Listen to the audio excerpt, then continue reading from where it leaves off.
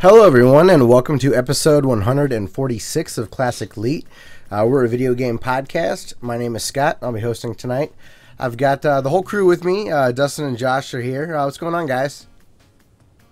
Not much. Had my first day at work today. Oh, no, hell yeah. How'd it go? Pretty good.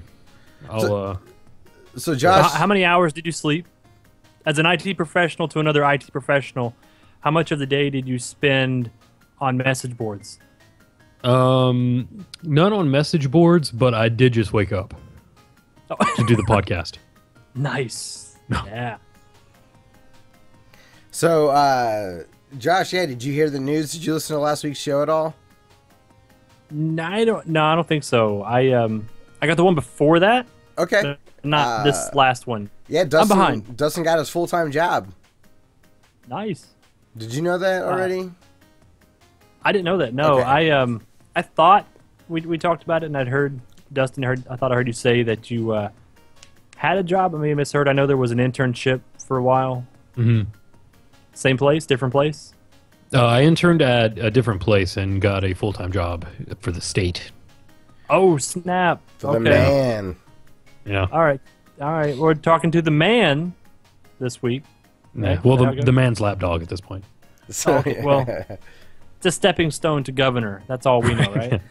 Well, so let me ask you this, and you might not know the answer, but if you're working for the government directly, does your military time count towards your retirement, or is this completely out of the military, so it doesn't count as government work in the same way towards like retirement?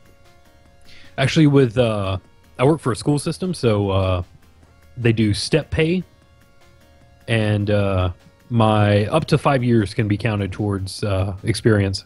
Wow, that's awesome. Yeah. Very cool. So I text you guys a picture of the hardest part of my day. I don't know if you got it yet. No, I saw it, yeah. Oh, okay, I just got one through.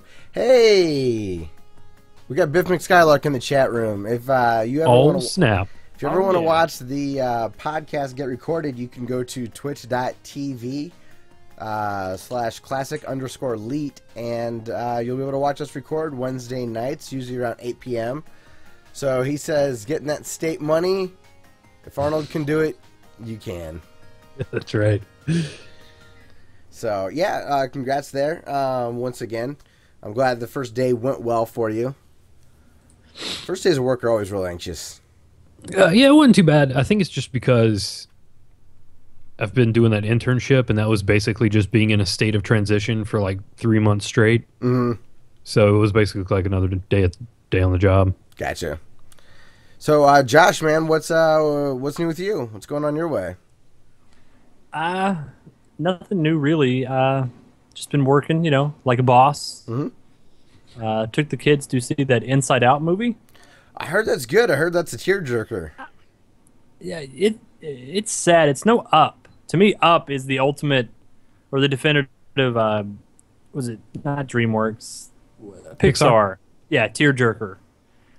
Inside Out was I think it's good for adults, but I think like the 6 to 8 year old demographic is where they hit. Okay.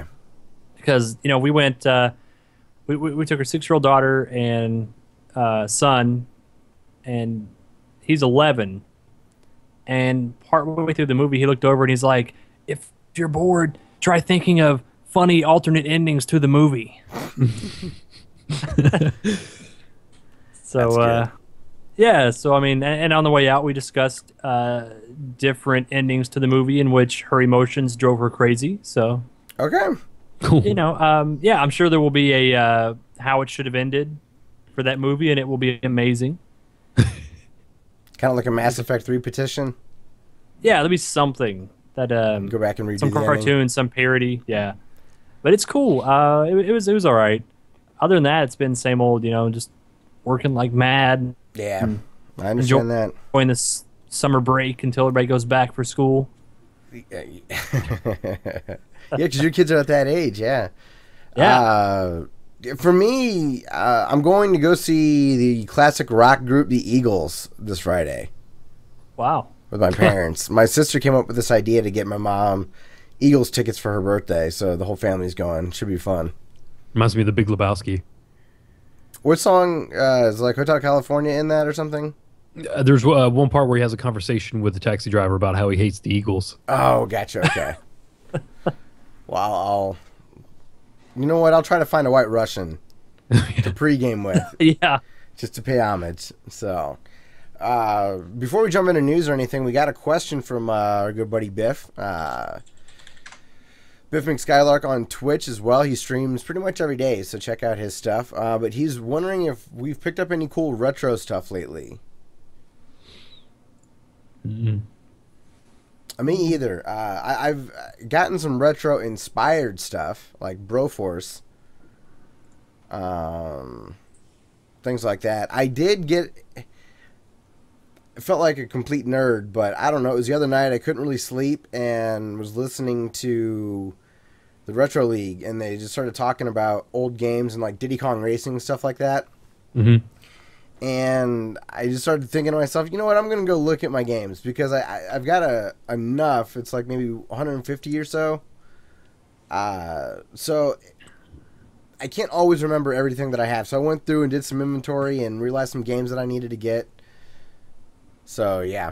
I did put a bid on Wayne Gretzky 3D Hockey for the Nintendo 64. Oh, nice. There you go. Yeah. That was was that the 3-on-3 game? Or am I thinking of something different? I can barely remember it. I was listening to something the other day, and they were talking about hockey.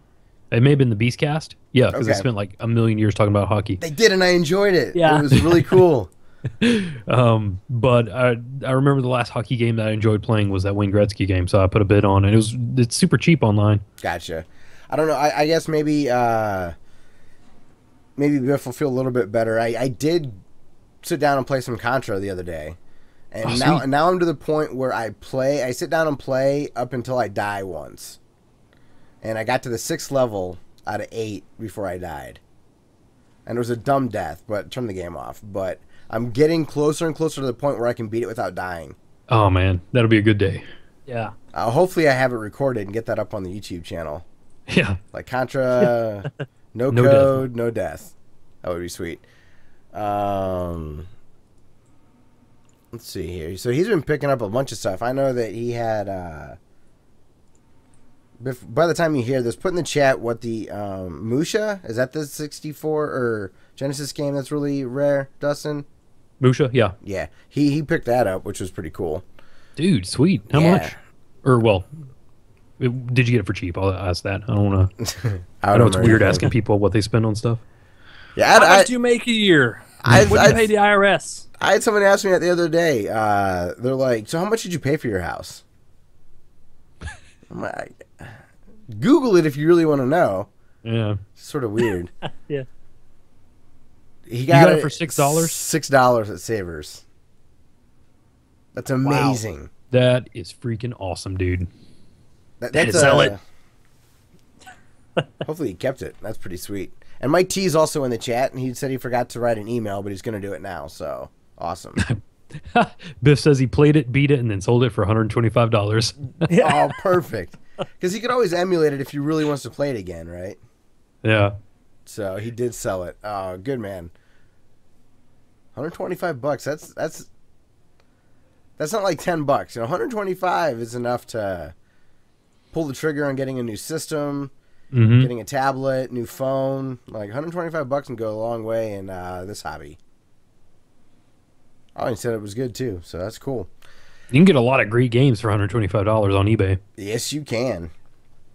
I was going back to old games. So the way that Hugh was talking on the Retro League is it seemed like Diddy Kong Racing was starting to sell for a lot of money. Mm-hmm. It's not. It's like $10 or $15. I was hoping I had like a $50 or $60 gem on my hands. Hugh and Rob's version of expensive is usually around $30. Yeah, that's a good point. So, I wonder what sorry to interrupt. I was going to say, what does GameStop offer for it? Right? Because now they're doing that stuff. Oh, yeah. You know what? I bet that's one they wouldn't take. Oh, really? Yeah, they're only taking like really popular titles. Okay. But by all accounts, the pricing has actually been kind of fair from that retro stuff they were doing. So good for them. Yeah. Yeah, it's amazing that we have Mike writing an email and Biff in the chat helping us out because I don't have shit for news. Yeah. It's been slow. It has been. So there's one quick announcement, and I want everybody that's listening to this to keep your fingers crossed for us. We might have a really awesome guest for the next episode, so keep your fingers crossed. That's the big announcement that we have. We're not going to say who in case it falls through. Don't want to get people's hopes up. But I'll go ahead and say it. It's Shigeru Miyamoto. It's Shigeru Miyamoto. No translator. He was like, fuck it, I'll just roll with you guys. Yeah. And that's exactly what he said. Then, I mean, also with news, Batman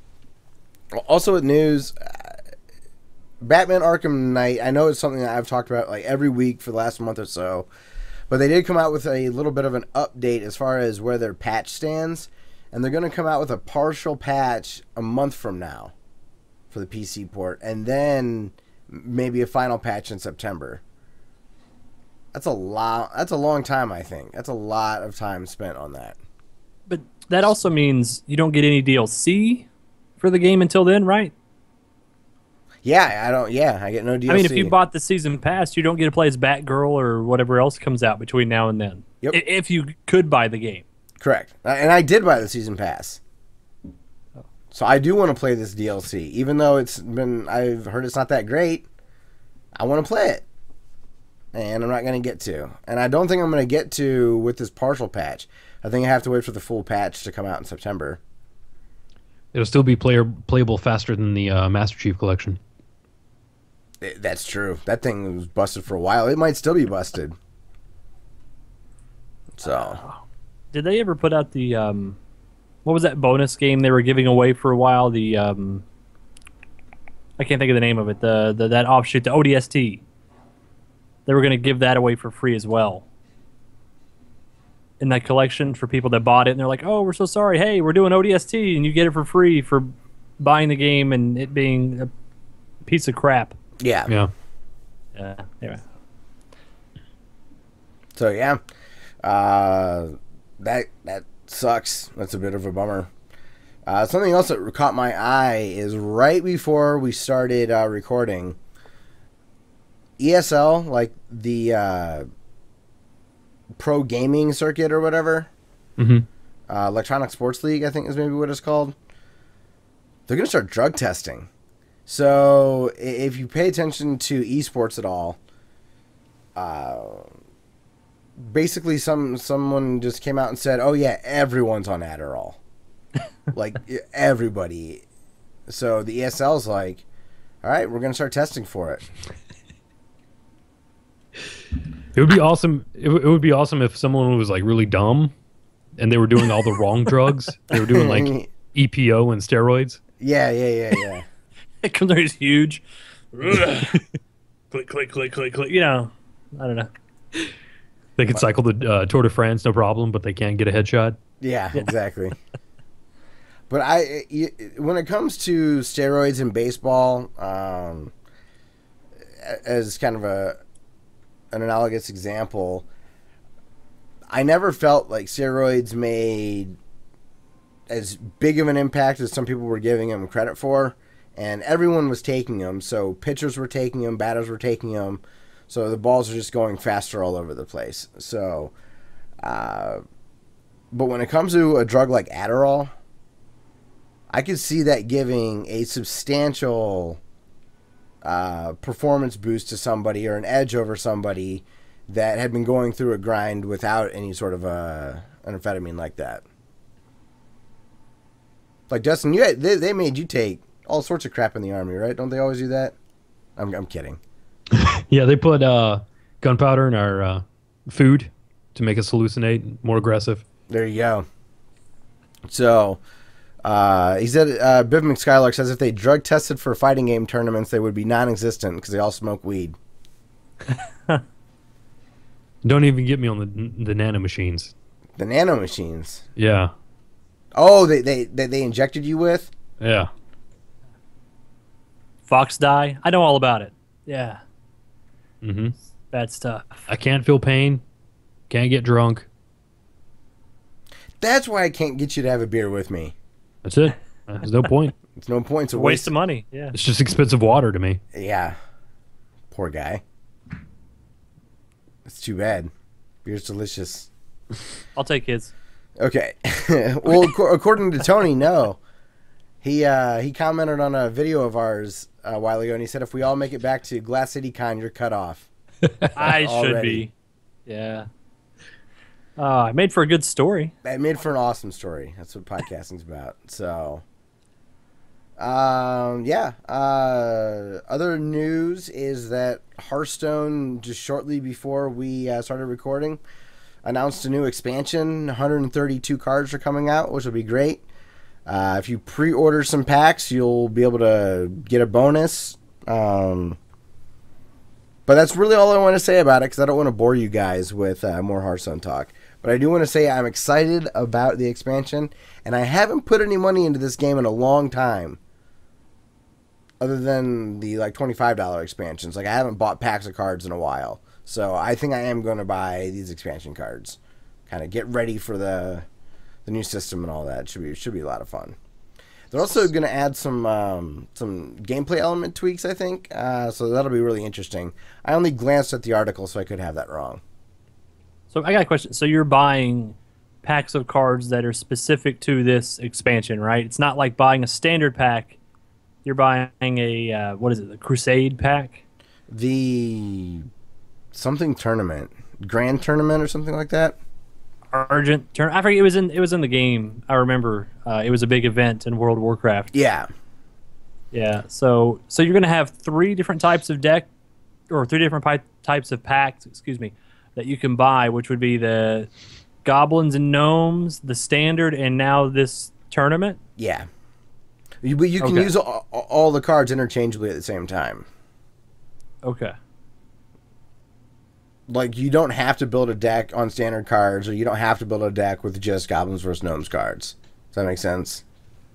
Yeah. Yeah, you can mix and match them and do whatever. It's kind of like if like Magic releases a new set and it's themed, that doesn't mean you can't use those cards in your standard deck. Yeah. I'm assuming that's how Magic is. That's how it is in Hearthstone. Yeah, you're still limited or heavily suggested to limit your deck to a specific number of optimal cards. Yeah. Like I know anything about Magic. I bought the cards and they were cool, and I watched the video of that guy open a really expensive card and nearly, faint. Like the Nintendo 64 kid? Yeah. Have you guys seen that video? This guy's opening Magic packs. He has gloves on and looks like a scalpel, right? Have you seen it? Mm-mm. You have to look it up, or if I could find it, I'll send it to you. Anyway, he's opening packs of cards very slowly. Old packs, like several years old, and he's being very careful. And he's like, oh, look at this, look at this. He's like, tell me which card you want to win. We'll do a raffle or something. And he flips over a card that's worth thousands of dollars. Biv McSkylark is saying that it was called the Black Lotus and sold for $30,000. Yes. It was worth that much. That's insane. It's a piece of paper. That is crazy. Wow. Okay. I'd eat it. Yeah. So he wants me to also talk about Heroes of the Storm and how broken the Skeleton King is. But we'll save that towards the end when I'm playing, or when I'm talking about what I'm playing. When you're playing the game. Go ahead. It's all right. No, yeah. I'm too bored with you guys. No, because I don't want to talk too much about games that I've been playing up front. I'm more interested in hearing about what you guys are doing.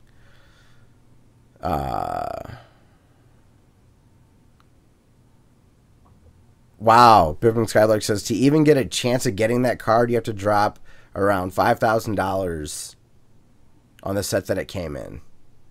Wow. That's nuts. That's hardcore. Yeah. So yeah, that's kind of it for news. So, Dustin, man. Oh, get this. So before we get into what you've been playing, Dustin, All right. Get a text message from my brother, and he's like, I just saw one of the best horror movies I've seen in a long time. He's like, it's called It's Following, or It Follows. Ah. Have you seen that, right? Not yet. Oh, you just okay. So, anyways, he liked it a lot, and I'm like, oh yeah, I'm familiar with that. We talked about it on the podcast. I interviewed the guy that did the soundtrack, and he's like, the soundtrack was one of my favorite parts. Yes, that's awesome. He's like, I can't believe how many freaking awesome people that you've talked to. and we'll continue to talk to. Hopefully, crossing my fingers. Keep fingers crossed, and we'll keep the streak alive. But I mean, with guys like Tulio and Greg Kasavin and Team Meat and Patrick Klepek and Disaster Piece, Richie Branson, all these like guys that are popular in nerd culture, it's been a lot of fun, and it's cool that my little brother's impressed by it. Yeah, just because I'm proud of it, so it was cool to have him be like, "Dude, that's so badass." How does he feel about when you were in? Indie Game the movie. Yeah. So he was at a bachelor party, and they were at a transition. They were at I forget what activities they did early in the day, but they went to someone's house to kind of do some pre-gaming before they went out to the bars. Mm-hmm. And my brother brought up Indie Game the movie and showed everybody the part that I was in. That's awesome. Nice. So I was getting texts from people. They're like, "Dude, that's so crazy. You were in that." I'm like, "Yeah." I'm like, "We'll keep watching. It's a really good movie. I'm proud of it." Yeah, no joke. So, yeah, he thought that was really cool. And he sent me, again, one more tangent. He sent me a picture of a 1977 Notre Dame 7-Up bottle commemorating the 77 National Championship. Cool. So he's going to send that to me, so I'm pretty pumped about that. There's more sports talk for Kevin, college sports talk. Yeah. Yeah, we got a tweet from Kevin at the Pair Nerds, and he's like, just shocked that we root for college sports the way that we do. So he says, not only does it blow my mind that you cheer for college teams, but there are also games. Yeah. Video games about college sports. Yeah. And there's going to be a new NCAA game made by 2K for basketball. So that should be pretty neat. Cool. Did you see, like, didn't that whatever that, the big suit that was going on, aren't some of those players going to get paid now or something? For what now? The NCAA players, like the college players that are featured in games, their likeness is used, and I want to think I saw something like they can get compensated for it now. That they may, yeah. Huh, now I skimmed a headline. It said sports, so I didn't really read it. Sure. But check it out. Tell me if I'm wrong. I want to think that I saw that somewhere that those guys, or at least someone, is going to get compensated for that. Interesting. I'd be surprised. Or those girls. I'm sorry, guys and girls. The way that another news item this week. Speaking of that, is they're going to have a girl on the FIFA cover. Sweet. Oh wow. With Messi. Yeah, one of the girls from the USA World Cup. So that's pretty cool.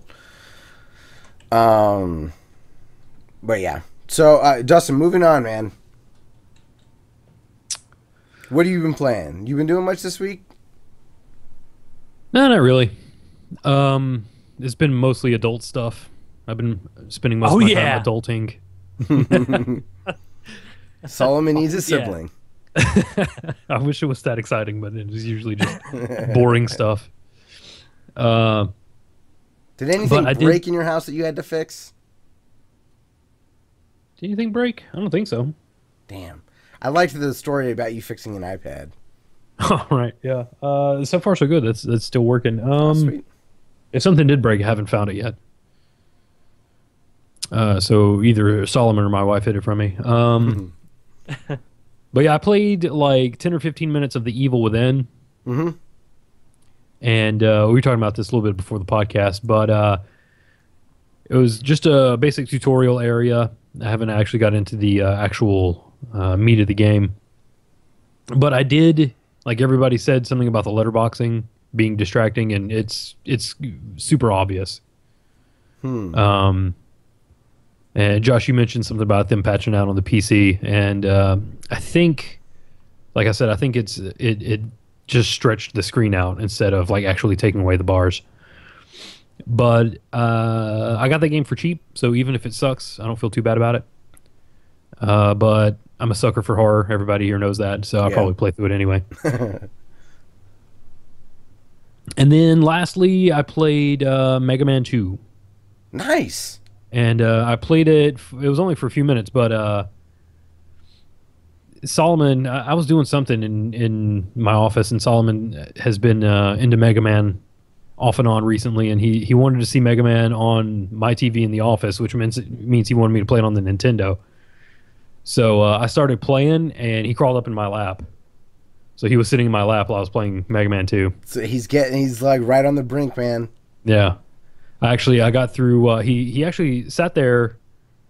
Well, I played through Quick Man, Flash Man, and then Metal Man, and he got down and turned the game off. So I was like, oh, well, okay. I guess we're done now. Still, I mean, that's not like 5 minutes there. Right. You held his attention for a pretty long time. Yeah. So that's pretty cool. Yeah, I was listening to the Kind of Funny Games cast, and one of the questions that they had was, if you could fix something or that sucks, what would you fix? Or is there a property in video games that you're really confident that you could make a really good iteration of? Mm-hmm. And Colin over there was talking about this idea he has for a Mega Man game. It's pretty awesome. It's kind of like a little bit open worldy, sandboxy. Mm-hmm. And the premise is a little backwards from normal, where you're actually trying to destroy the enemy robots to turn them back light again. Okay. So that Wily starts to get these resources that Dr. Light gets the resources back that he had originally planned to have. Just kind of bring that story full circle. And he had an idea for a first one, which would take place kind of after Mega Man 1 and 2, and then another one that would take place after that then. Kind of like a reboot of the series. I thought that was a really good idea. But yeah, I thought that was a really interesting thing. Greg Miller is convinced that he can make a Superman game that's good. Ha! He'd be the first. Yeah, exactly. And that's what's frustrating for him. That's why it was a really good show to listen to. Is he wouldn't get into details about how he would get around certain issues that you run into when trying to develop for Superman. Like, why wouldn't he just be able to just punch and destroy everything or whatever? And he thinks that he has ways around that would be pretty creative and fun. So, did it involve anything about flying through floating rings in the sky? He made references to that. So we're all aware of Superman on the 64. But it got me thinking, and I'm not really sure. I think I could do a better job commentating Notre Dame football games than the guys that they have hired. Would be one of the things I think I could do better than what they've got out now. As far as games are concerned, I don't know. I would be really curious to see if I could do something with the ladder system in Hearthstone or the ladder system in Heroes of the Storm. It's so grindy and not really skill-based. So if you have a ton of time on your hands, you'll be able to get up to really super high ranks. Not as much with Heroes, but definitely with Hearthstone. I don't know. Is there anything that jumps out to you guys, like an old franchise or something that you wish was good that kind of sucked, like maybe the Back to the Future franchise? You think you could make a good Back to the Future game? I want to think first. Back to the Future is awesome. It shouldn't be changed at all. But not the game. I don't know. Oh yeah, no, the game is awful. That LGN stuff on the Nintendo is awful. But no, the I dabble with MMOs a lot, and I'll talk about one this week for sure. But I think or feel that I could help them with story. That's what sucks, because sometimes I get really into it. Other times I don't, and so many games I've played in that genre that touch upon really good ideas. Like Final Fantasy 11 had some good stuff. 14 actually has some good stuff. Elder Scrolls Online does some interesting things. In Knights of the Old Republic, or excuse me, wow, what is it? The Old Republic, the EA game that's going on right now, actually has some really cool stuff in it, but nothing really ever holds my attention. And I would hope that maybe I could bring something to it, but I don't know. I just want my desire is so strong. I think I could do something Yeah. to make a persistent world actually have meaningful choice and consequence. See, I think Dustin could do a NES style Castlevania game. I was just thinking that. I was thinking if I made not Bloodstained, but go back to OG. Yeah. I was thinking I would do a Castlevania game where it's the normal like Igavania open world progression based like exploration, but your leveling would be tied to a separate campaign in which it's completely linear like old school Castlevania. Oh, okay. So it would be you could go to like the 1999 like in the original canon there was like in 1999 there was like this huge war in which Dracula was finally defeated. So you could have like Alucard in the castle and like a Belmont, Julius Belmont, maybe in a different castle or a separate part of the castle, who knows. But Julius Belmont would be your normal linear level-based Castlevania, something similar to the original or Castlevania 3, and then your progression in that would help Alucard in his like Igavania. Oh, gotcha. So it's kind of like they're connected on like a extra dimensional level where they, or like the way that they say twins can feel the other twin sometimes. Mm-hmm. So as the one guy is leveling and progressing, the other guy, you could then go do the explode. That's cool, dude. Now, I like that. That's an awesome idea. I wonder, here's my thought on it. What if that was played by two different people? Like one person plays one campaign, the other person plays the other. So, no, too much? No, maybe not, because if you played it even fairly regularly, there'd be times where, let's say I'm Alucard in a situation, I log in to play, and you've just played earlier in the day, right? So I log in and have an ability now that I didn't have before. Like, you would unlock something for me, and it might not be... You could even have it like Rogue Legacy, where it's kind of like skill-based combat, and it just made the game a little easier for me than I was expecting it to be at that current moment. Or I make it really hard. Or it could, you could screw me over. Like, you could keep dying and then not give me any sort of progression. Or it's like, why did you gather all of Dracula's body parts and put them back together? That was a horrible idea. Why would anyone do that? But that would be really interesting if you had a game that was split into two halves, and different people would play different halves of it, and they directly affect each other. Mm-hmm. That could be really awesome. This is some Peter Molyneux stuff. That's right. I swear. It is. It's an amazing idea. Sounds great, but we couldn't implement it. Yeah, whether it's two people playing or like one person like playing both campaigns. Yeah. Oh man, I'm still waiting to be god of some kind of world, right? We all are. Yeah. Just play The Sims. Yeah, there you go. That's it. He made The Sims. He was trying to make The Sims. He just gave that kid a copy of The Sims for the contest. Yeah. Here you go. You win. SimCity for. Did that come on the SNES? SimCity? Yeah, there was one. On the Super You just hands him Nintendo? the card. Really? Yeah, I'm Wow. positive. I didn't have it, but yeah, I'm like 90+% positive.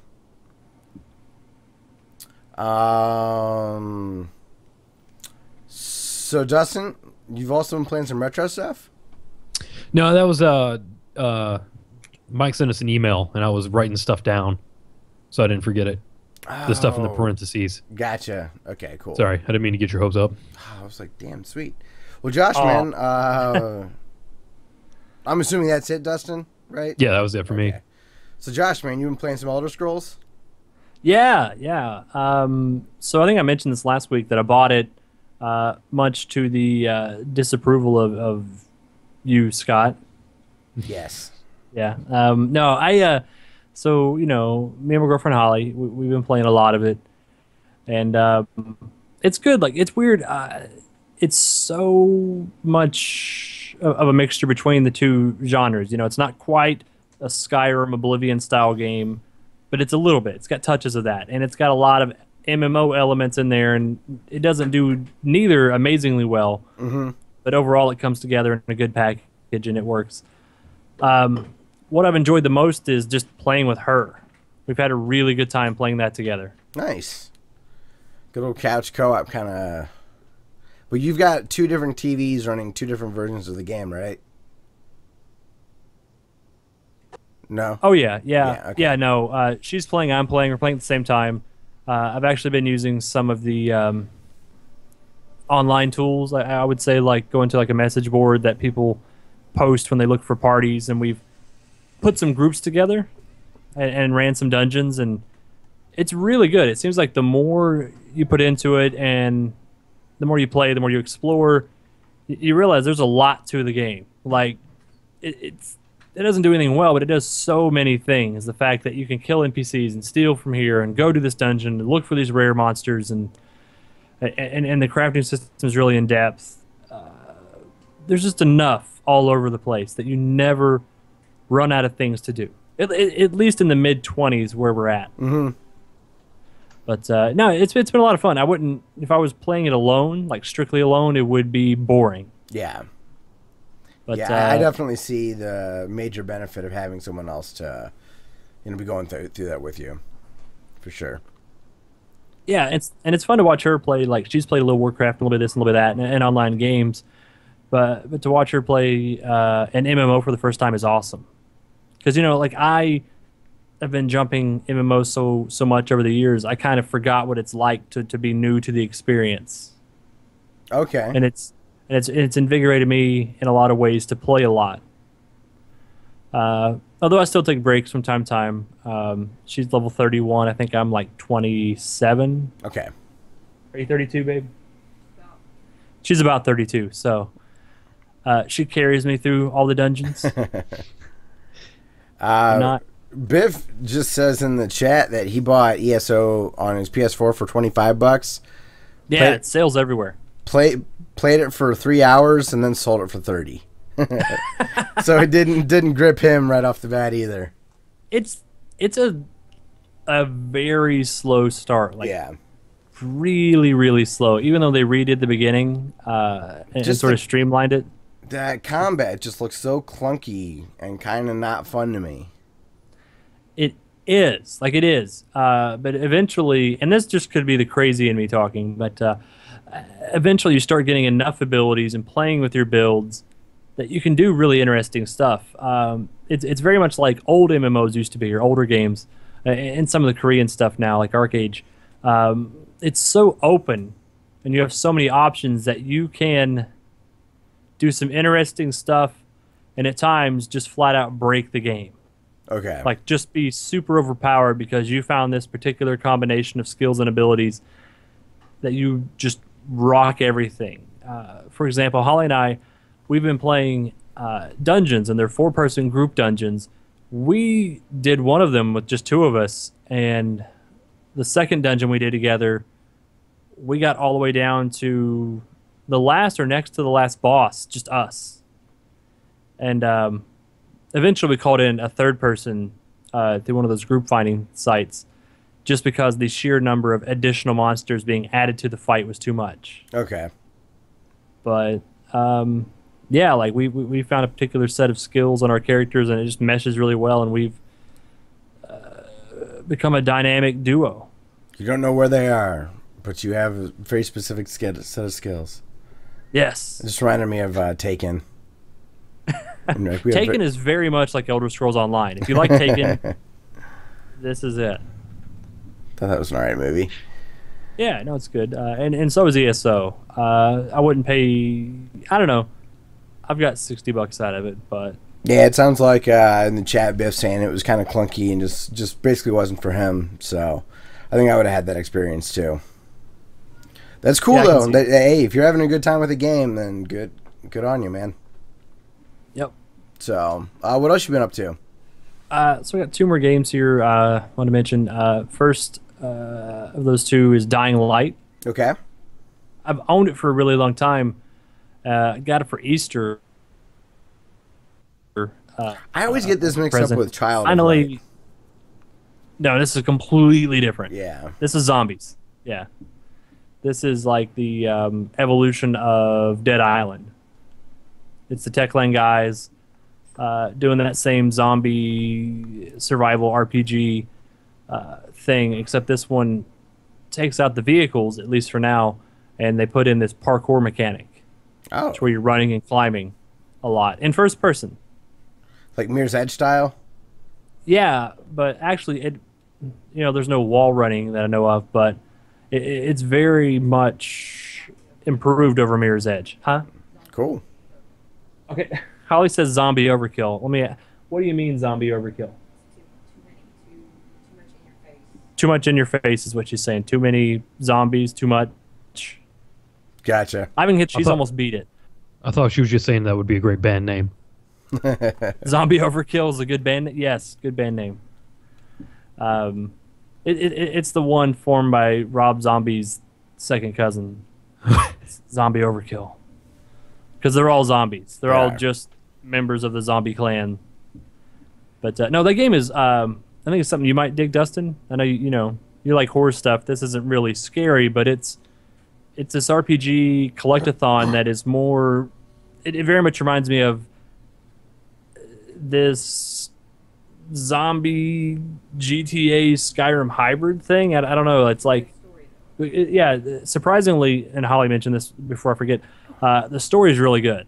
You wouldn't think that, but the story and characters are all really well done. Good voice acting all around. But no, it's like you're running and climbing on the buildings, and you're looking for loot. You're combining these items to make things and repair items. You're looking for healing things. You're completing quests. And doing all this exploration and leveling up your character. And at the same time, you have all this melee combat where you're just bashing the undead in the face with pipes and cobbled together weapons. But, it's been out a long time, but I'm just kicking myself for not playing it sooner. It's only here in the summer doldrums that I've really tried to give it a fair shake. And wow, it's great. Like contender for Game of the Year. Has to be. Top 5. Yeah. That's awesome. Yeah. I've been seeing it for cheap, like $30 at Best Buy. And that's a good entry point for sure. Any cheaper than that, it's a definite buy. Yeah. And it has, they put out some good free DLC. I haven't experienced it, but I've seen it, in the updates. And there's a season pass apparently that adds a bunch of good stuff, and it has co-op. Cool. Oh, cool. Yeah, so it's a pretty full package, even at $30. I mean, even at 60, but 30, sure. That came out like really early in this year, right? Yeah, like March maybe ish. It was, I don't know, February maybe. When did they come out? February, March. Yeah, but cool. And it looks great. It's one of those few games that you pop into your PS4 and you're like, okay, they couldn't have done this last gen. Gotcha. Yeah. And that's always a good feeling because you're like, okay, this $400 box is doing something. Yeah. But enough about that. People know about it. It's really good. What I've actually spent the most time in this week outside of ESO is Fallout New Vegas. Yeah, what brought that on? Well, I put an article on the site right before the show or just at the beginning of the show. So Malachi got into Skyrim. It's this huge cultural thing, of course, right? He's playing Xbox 360 games. He watched videos of YouTubers playing Fallout 3 and got into that, and he really liked it. Okay. And he actually just beat the main story the other day. He's been collecting bobbleheads and playing for weeks. Cool. And he wanted to go on to New Vegas. So he did some stuff around the house, learned some more multiplication tables. That was sort of a thing that we came up with for him to earn it. And he got it. He started playing it.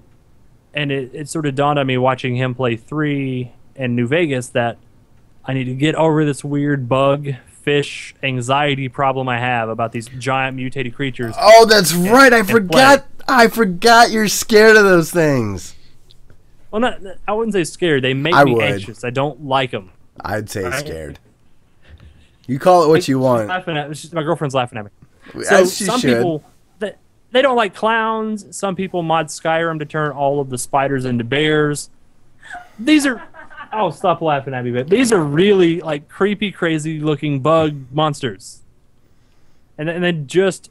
It freaked me out. You do need to get over it.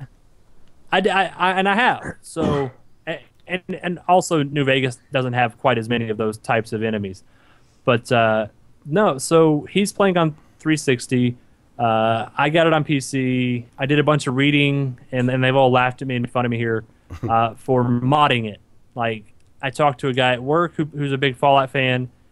I went to the Nexus site, and reluctantly, I got the Nexus mod manager and went down that pathway of downloading and installing mods through the site and using this third-party tool to sort them and manage them. And wow, has it made a difference. I mean, like, that game, and there's a rock, paper, shotgun article that I found looking for this stuff. So if you look for, like, rock, paper, shotgun, Fallout New Vegas, check this out. Because you can make that game look incredible. And you can fix the UI to work with a mouse. You can give it better lighting, better textures, remove bugs. And I've found this great balance of improving the looks and functionality, but not changing the core gameplay, not making it easier or harder, or giving myself weapons or enemies or quests that weren't in the core game. Okay, cool. Cool. But long story short, though, it's really good, and I really, really dig it. Like, I can't stop playing it when I do. Wow. What Because, enemy you know, is the it that writing- creeps you out? It's It's like a fish man or something, right? well, that's the other part. So it's these crazy fish-like monster people, right? And they were in 3, and I forget what they're called, but they're these crab guys. Hey Malachi, come here. I gotta ask you a question on the stream here. Everybody. Okay. So say hi to the guys. Hey, buddy. So, dude. Let's say hi. So Malachi, I'm telling them how the fish people and the bug people in Fallout freak me out. But I've been playing New Vegas. All right. Are you talking about the big ants? Because I don't think I've found any of the fish things yet. No, not the fishing. What are the big crab people called in Fallout 3? I can't. I don't think I've ever. Are they like mud something? No, that's Skyrim. No, not Skyrim. This is Fallout. Like, there's these giant crab people. You had to sneak in their base. I didn't do that. Oh, so he didn't do that quest. So I'm an idiot. But there are these like giant crab people, and they have these leases, and they just creep me at attention with the oversized insects because. Oh, yeah, I did do it. Okay, you did those. Yeah, I saw ants. I can't explain it. Yeah. He doesn't sound like he had any reservations about him. He's 11, don't dude. care. Yeah, he doesn't. That's what it told me. It said, "Get over it." It's just, I don't know. They're giant. If you go to the site, I wrote that article and I put a picture of a bloatfly. They're just giant insects. I won't kill bugs. You know, like, I'm one of those people like, bug, and I don't touch it. I put it in, like you ever see the Cleveland show? There's this episode where he made a joke about putting, like, he wouldn't kill spiders, so he just had all these like clear bowls over top of spiders along the floor in his kitchen. Because he wouldn't pick them up, he wouldn't kill them, he wouldn't touch them. So he just puts something around them to sort of trap them. And that's funny. me. And they make fun of me because I won't kill a bug. Like, I'll scoop it up on get a bowl and a piece of paper or something and get it up that way, carry it outside, and throw it away. Everyone in this house will stomp its brains out. Yeah, you gotta just be swift. Like a Band-Aid. Just go for it. No, I can't. I know that's a long tirade. Sorry, Dustin. You just want to know, like, it's anything fish or insect looking makes me nervous. Okay. This is what they look like. Ugh, this. Oh, yeah. Okay. Or okay, let me find another one. And this is taking way too long, but I lost it. I'll send you a link. Okay. Oh, it's good stuff. But yeah, no, it's these giant ants and giant flies. Just anyway, I'm playing New Vegas. The lighting mods and the texture mods and stuff make it more tolerable for me. Cool. Nice. What are they called, bud? I think they're Murlocs, aren't they? Murlocs or something Okay. is the name. Yeah. Yeah, the things are hot. They're like, I don't know. So, yeah. Well, Josh, has that been pretty much it for what you've been up to? Yeah, that's enough. A lot of MMOs, a lot of post-apocalyptic stuff, and giant bugs. There you go. Yeah. It's like you're going through aversion therapy. Yeah, it's like that. What did Dan Reichert from Giant Bomb? He talked about anxiety as an ally. Yeah, I Take bought it that head book. on. I bought that book. Did you really? Yeah, I haven't read it Physical? yet. I haven't read it yet. I read the first part. It seems fine. I think I'll enjoy it. I've got anxiety, so I'm pretty anxious to. Oh no, that was an accident. To read his book and see I just got that. I'm sorry. see what his experiences and stuff have been like. So Yeah, I don't know what the book says, but I've had anxiety for years, and finally went and talked about it, and just on a serious note, took medication and stuff, and I think that's probably helped with this. Mhm. I still talk a mile a minute, but I won't kill a bug, but I'll look at him real hard okay, and not look away. that's a step in the right direction. Yeah. It's too bad. If only I had a high resolution shot of what the face you just made, we would have album art for this episode. So yeah, well, cool. Well, are you able to hang out a little bit more, or do you have to get going? Yeah, I can chill for another 15 minutes. Okay, cool. Yeah, I think that's all that it'll be, because I didn't do much gaming this week. I got a couple of things to talk about. Then we've got Mike's email and some comments from Demez. And that'll be it. So yeah, 15 minutes should do it. So I am over at a friend's house. You know how I told you that my friend was going through a divorce, so I had my buddy crashing here for a couple weeks? Mm-hmm. Well, it was his last night last Friday, so we had this big poker game and drinking beers and just having a good time. And we started talking about video games, just all of us over there. And I don't really know these guys that we were with that well. I've hung out with them in the past, but I'm just getting to know them now. Mm-hmm. And they had Xbox Ones. So I'm going, you got an Xbox One? Have you played Ori and the Blind Forest? And they looked at me like I was an alien. So I convinced this guy, my friend Sam, to play Ori and the Blind Forest, and he absolutely loved it. Sweet. Because now the thing I know about these guys, their favorite game is Gears of War. They play it competitively. That is their bread and butter. That's why they have Xboxes, so they are ready for the re-release. They are ready for all this kind of stuff. And so I wasn't sure how they would take Ori and the Blind Forest. I'm like, do you like hard platforming games? And did you like Metroid back in the day? He's like, oh, yeah. And then, Dustin, do you remember that video that I made of Ori where there's water kind of rising up? Mm-hmm. I get a random text message, and he goes, nothing better than beating the flooding tree level. Or he was like, no better feeling, or something like that. And I'm like, yes, like you get it, you're playing through it. And so I could tell he was really enjoying it, because I kept getting these text message updates. He'd be like, so and so rescued, just past this part, here I am. And then when he got done with the game, I just got a final text from him. He's like, that was well worth $20. He had won $15 playing poker. So he's like, oh, I'm going to go buy that game you were talking about. And I was like, oh, hell yeah. So he loved it. So I felt awesome. Felt quite validated on that. That's a good game of poker when you come out with a good video game. Right? So he got just shitloads amount of entertainment, because he won in poker, which is a lot of fun. Poker's a long game. And then he got to play Ori over the rest of the weekend, and beat it. So, oh, that's such a... I can't wait for you guys to have the chance to play that game, especially you, Dustin. Windows 10, I've been tinkering around with that a lot, because I had a monitor that went bad on me, and my friend gave me a hand-me-down monitor, so I have my Windows 10 machine back up. Sweet. So I've been doing some of this streaming, like Steam streaming and stuff like that, and learning my way around Windows 10, and just in general, I think it's going to be an operating system I like a lot. Things seem to be... They seem to be working the way that I'm used to them working in Windows 7. They're a little different, but all all in all, so far, I've been pretty lucky with it. And my photo editing software works with it. My open source, openoffice.org, like my Excel sheet and Word document stuff, that works with it.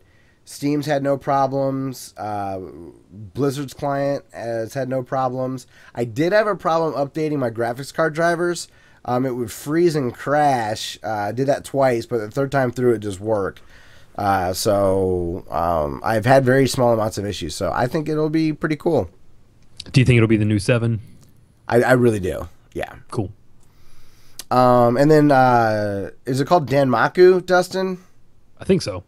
I played it. On your Android? Yeah. You said that it was pretty good on your iPad, right? Mm-hmm. And you were right. Now, I just got the light free version, so I don't get the campaign. I can only do arcade style, so just getting high points and stuff like that. But it's fun, and you were right, man. The music is really good. It's got this kind of really thrashing heavy metal to it, you know? Mm-hmm. It just kind of fits those shoot 'em up perfectly, so... Thanks for the suggestion on that one. It's pretty Absolutely. good. I think let me try that again. I don't think you're missing much with the campaign. I don't think so either. Yeah, I think the arcade is going to be fine for you. Yeah. It's also on Steam, I realized. Doing some Googling to try to figure out the spelling of it. Huh. And, yeah.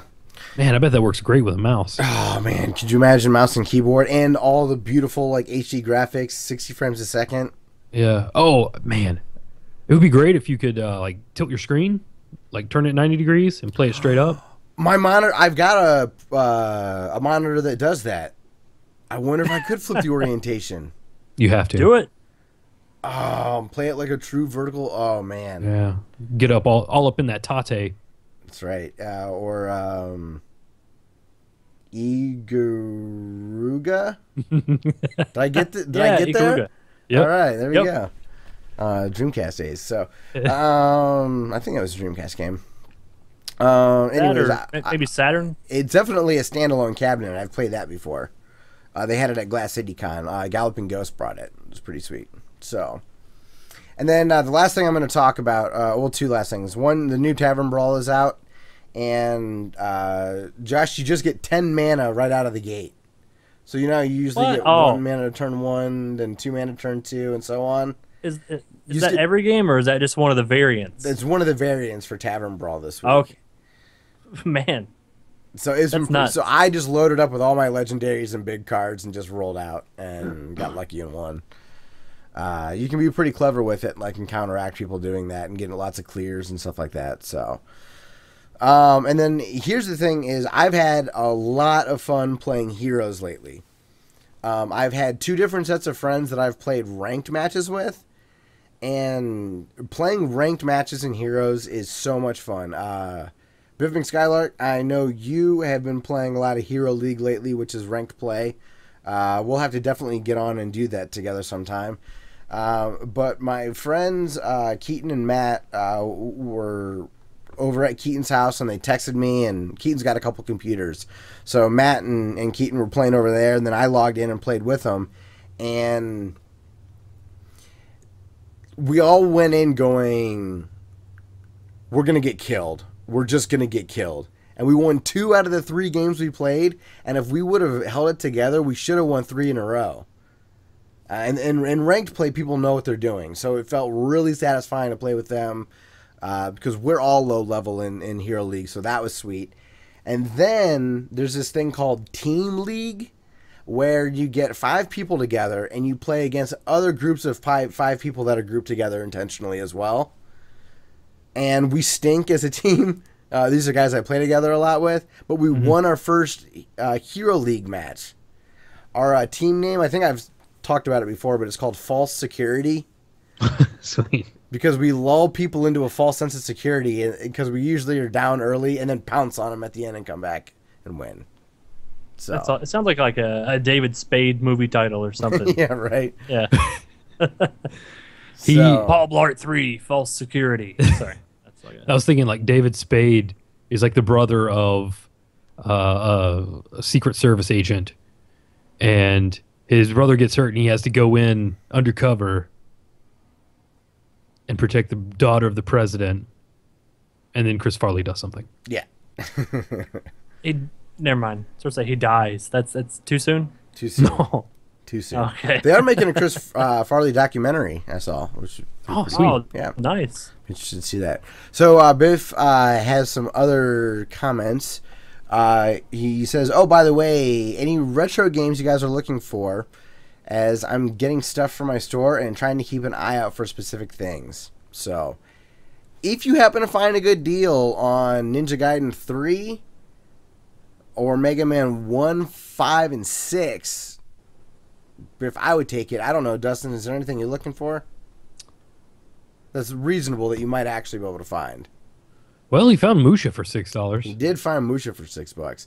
If you find Little Samson, He's taking that. I'm just saying. If you find two Little If you Samsons, find 2 Little Samsons, he'll pay it a cost. So yeah. If you find Little Samson for $6, I will pay you 12, double your money. Double. 24. I'll go up to 24. Oh wow, Yeah. breaking the bank and pay for the shipping. Right. First copy of Little Samson is mine. Yes, we know that, Biff. We Yeah. wouldn't call dibs on that. You could sell that for like $1 million. And yeah, I also man, I might be up for playing. I think I'll have time for one game of ranked hero play with you. So stick around here, and maybe in the next 20 minutes or so, we'll jump on and play some heroes. So that's it for me from what I've been playing. I was just thrilled that I convinced someone to play my game of the year to this point, and they loved it. Like, it just was so validating.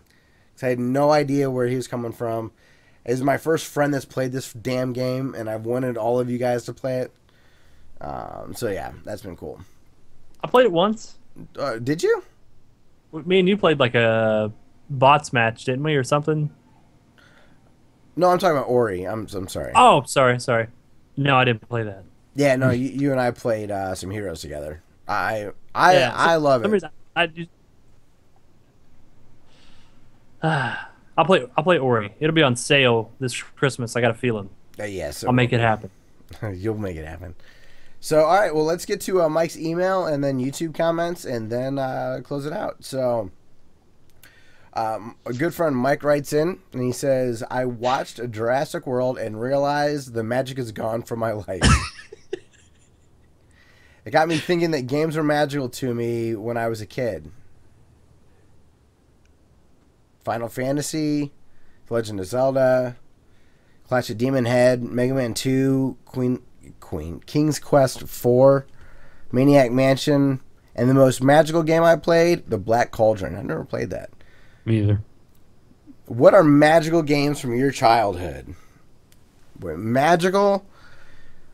Definitely The Legend of Zelda. That just blew me away.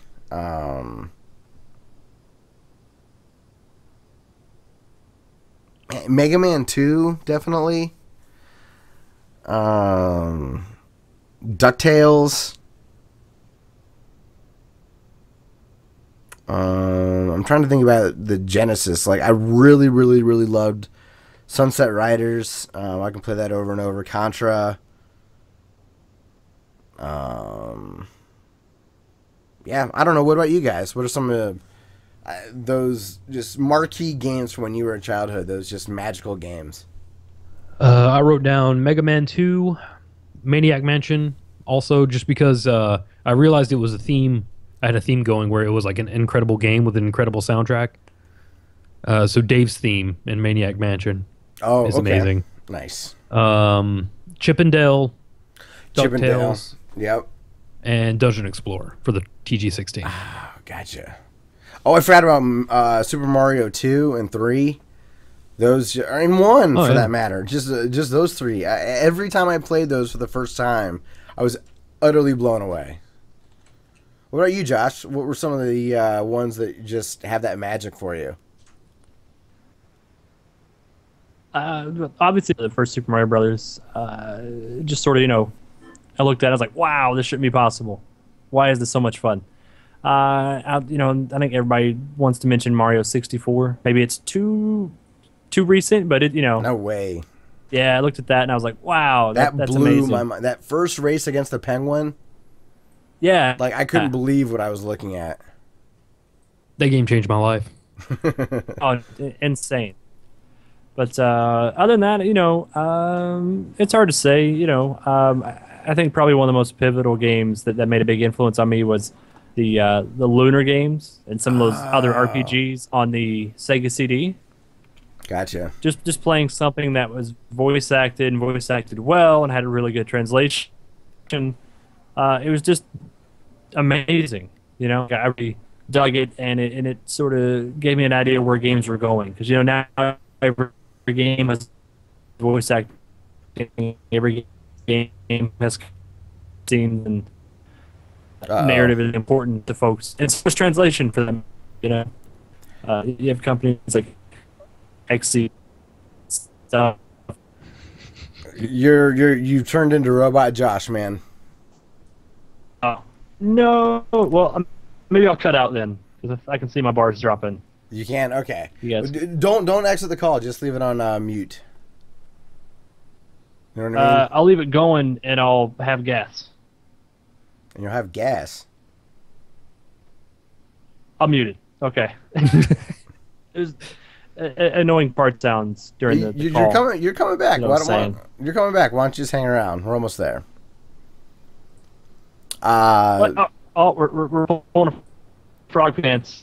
Robot, come back. It's working. Kinda, but it's back off again. Yeah, I'll just start calling you Wendy. So, so Bitman Skylark says that the Lunar Silver Complete Story was another one for him. Magical games were Super Mario World and Chrono Trigger. Gunstar Heroes on the Genesis. For me, I'd have to say Sonic the Hedgehog 1. That just blew me away the first time I saw it. Hands down, he likes his PS1 for JRPGs. Lunar Silver Story is fantastic, and his most favorite. So that's cool. Yeah, do you guys ever have a particular product that's so tied to senses that when you think about that product, it triggers other senses? Like, I can taste watermelon Jolly Ranchers whenever I play Sonic 1. Huh. For me, it was Friday the 13th on the NES and Ecto Cooler. Okay, there you go. Gamester 81 just put up a video on how to make Ecto Cooler at home. Huh. It's like tang and tangerine, and it's still green, but it tastes like orange drink. Might be something good for you to bust out the recipe for your Halloween stuff. I'm intrigued. So, Mike, I'd have to say those are our magical games from our childhood. Man, there's just so many. Like, those old games just got me so hooked. I love that stuff. So, okay. Well, now let's move into Dumez's comments. Dustin, you'll get a kick out of this. He is certified in IP version 4. It's a Microsoft certification. Oh, right on. So, that makes sense that he's Microsoft certified, giving us all this Microsoft information every week. Yeah, I figured he had some sort of IT credentials just based on the advice that he would give us. Yeah, absolutely. So remember last week we were talking about Zarek naming his planets after YouTubers that follow him? Uh-huh. Dumez writes in, he says that he'd name his planet Dumez Cocktastic Penis World for the homeless. It's just for the homeless. He must have access to the Family Guy random plot generator. Just random words coming together, you know? Yeah. Did you ever see that South Park where they made fun of Family Guy? And they basically have these giant whales that pick out random words, and that makes the plot for the Family Guy show. It's pretty funny. So then he also wanted us to check out the indie sale right now on the Wii U. Shantae was $8. Guacamelee, $8. Gianna's Sisters Twisted Firearms, maybe? I don't know. Cheap 2. The only requirement is that you must have purchased any of a huge list of indie games first. That seems fair. Nintendo's done that in the past, where if you've bought one game, they'll give you a break on another one. They did that on the Virtual Console for Super Nintendo games. Click the indie link sale in the eShop. Real steals, he says. Trine and Trine 2. Trines are a wicked multiplayer in part because of the gamepad. Player 1 can touch the screen to levitate objects and use magic on things and stuff. Burp. You can get Expendabros free on Steam. So Expendabros, that expansion I was telling you about, Dustin, from Broforce. Mm-hmm. And then commenting on me using a handlock deck in Hearthstone. His handlock deck uses dragons and giants. Mine just has giants. So, depends if you get a hair up your butt and you feel like wanting to email us, why don't you send me a screenshot of your handlock deck? ClassicElite@gmail.com. That would be sweet. So, oh my gosh, Kevin from the Paranerds is here. What? Kevin left 3. Yeah. Hey, Kevin. What's up, dude? So, that reminds me. So, we got a shout out from Kevin on Twitter this week, and I was too embarrassed because I didn't know how to respond. So, I don't exactly know how Twitter works from the application standpoint about inserting pictures that you didn't take. Okay. So, he sends us this tweet that's like, 4 of my favorite movies, and it had a picture of like Back to the Future and Ghostbusters and 2 other movies. And he's like, Classic Elite, you're tagged. Now you go. And then I was supposed to retweet and tag someone else. It was going to be Biff McSkylark, by the way, that I would have tagged. And I didn't know how to make the... because I was going to do like Caddyshack and Sandlot and stuff like that. And didn't know how to respond so that it would look the right way. So I chickened out and just didn't do anything. I felt dumb. I'm like a 5-year-old would know how to insert pictures. What you're saying is you wanted to save that content for the podcast. Yes, that's right. Because Yes. I knew at the very end of the show, Kevin was going to chime in and it would remind me of this mishap. So it's kind of all worked out perfectly. Oh, we 3 of our best friends showed up to watch us. That's awesome. Yeah. Kevin, Biff, and Mike. So, very cool. Good episode. Excellent episode. So, that'll pretty much wrap it up. This week, just want to thank Demez very much for writing in. Which is Zarek the best? He had an update video that I watched before we started recording, and I think he's actually going to get a proper day off. I want to thank Ben Landis for letting us use his song Through the Forest as our intro music. And for outro music, I'm going to play something from a video game called Star Versus. This is from the OST, the original soundtrack. It's a group called Knife City, and this song is called Fast Time. So hopefully you enjoy it. We are on Stitcher, we're on iTunes, we're on Twitch. If you search for Classic Elite, you'll find us. We are also on Twitter, Facebook, and most importantly, check us out on YouTube, youtube.com/Classic Elite. If you want to write us an email, send that to classicelite@gmail.com. That's the word classic, the letter L, and 337@gmail.com. Thanks a lot very much for listening or watching, and we will see you soon. Hopefully with an awesome interview on episode 147. Boosh!